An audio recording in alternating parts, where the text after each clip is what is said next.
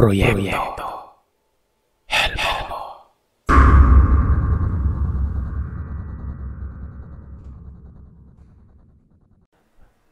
Mapagpalang araw sa iyo, Sir Seth. Nais ko po sanang ibahagi sa channel mo ang isa sa karanasan namin sa aswang ng asawa ng kuya ko. Huwag mo na lamang pong banggitin ang pangalan ko dahil nahihiya ako at baka makantsawan pa ako ng mama ko pag nalaman niyang nagbahagi din ako ng kwento. Mahilig po kasi kaming makinig sa mga ninanarrate mo, mapaumaga man o gabi. Hindi ako magaling sa pagbahagi ng kwento sa pamamagitan ng pagsulat, kaya ngayon pa lang ay humihingi na ako ng paumanhin. Ikaw na po ang bahala. May 2019. Kabuwanan ng panganganak ng aking hipag sa unang anak nila ni Kuya. Pasado 6:00 pa lamang ng gabi ay may narinig na kami na hindi pangkaraniwang huni sa puno ng nara na malapit sa bahay namin. Nung narinig namin yun ay nagkabiruan pa ay yung tita ko at live-in partner niya. Pag lalaki yung aswang na yan, ako na yung bahala, palilikayahin ko, sabi ng tita ko sa partner ko. Sumagot din naman ang live-in partner ko na pag babae, ako nang bahala. Nagtawanan kami at hindi na pinansin ang naririnig naming huni. Pasado 10:00 ng gabi, lahat kami ay nakahiga na sa salas at nagkikwentuhan. Maliban sa asawa ng kuya ko na nakaupo sa may upuan na nakaharap sa pintuan nun, habang naghihintay sa pasaway kong kuya na inuna pa talaga ang alak bago ang asawa. Bali, nung oras na yun ay nag-iisang lalaki ang partner ko sa bahay namin. Wala din kasi ang mama ko nung panahong yon dahil nagtatrabaho ito sa karinderya na bukas ng 24 oras at siyang panggabi. Habang nagkikwentuhan kami ng partner ko, bigla na lamang itong nanahimik kaya akala ko nag-iisip lamang ito. Pero segundo pa lamang ay nagsisisigaw na ito at nagmumura na parang binabagungot. Kaya sinampal ko ito ng ubod ng lakas para magising. Nang dumilat ang mata ng partner ko ay dali-dali itong tumayo at tumakbo papunta sa kusina namin. Tinanaw ang siwang ng bubong habang nagmumura. May malaki po kasing siwang ang bubong ng kusina namin na kakasya ang pusa o tao na payat.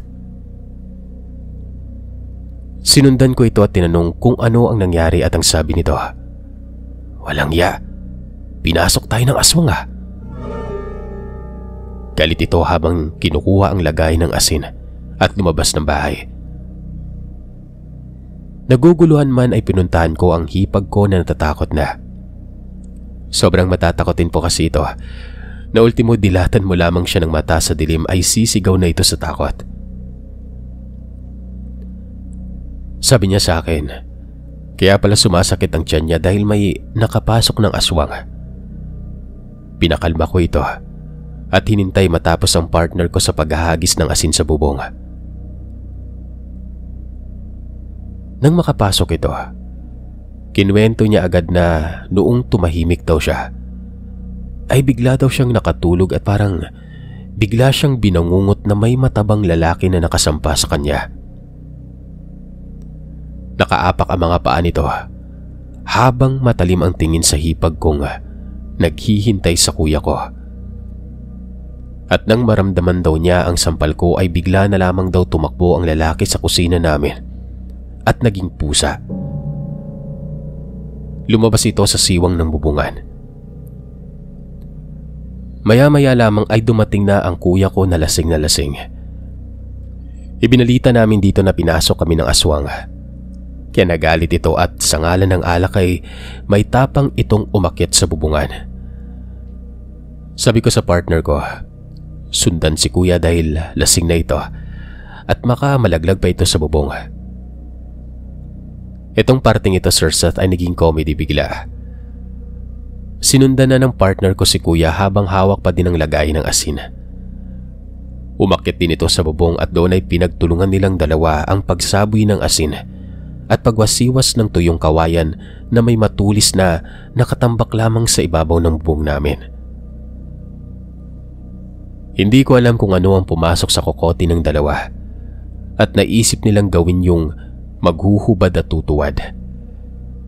Yun daw kasi ang ayon sa matatanda na kung gusto mo daw makita ng harapan ng aswang ay magpahid ng langis, maghubad at tumuwad.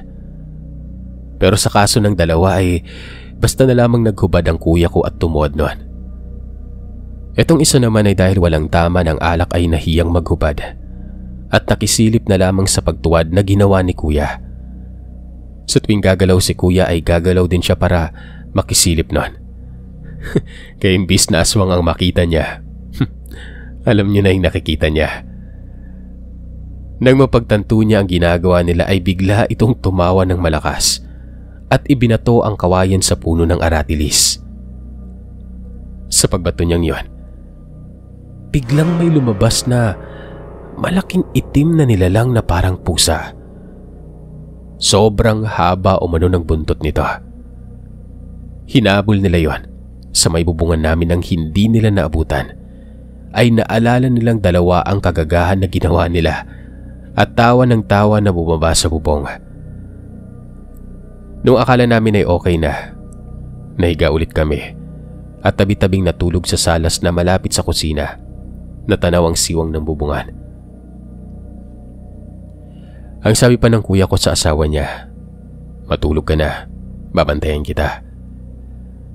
Dahil doon ay bukod sa hipag ko ay napanatag din ako dahil ako ang katabi ng hipag ko.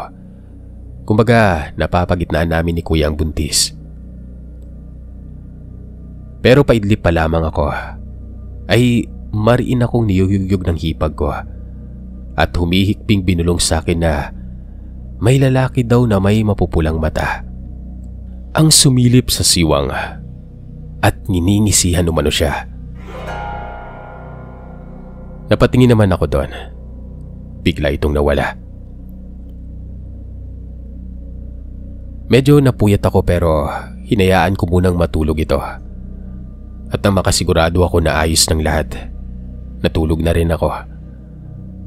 Hanggang sa umabot ang umaga, nawala nang nangyaring hindi maganda.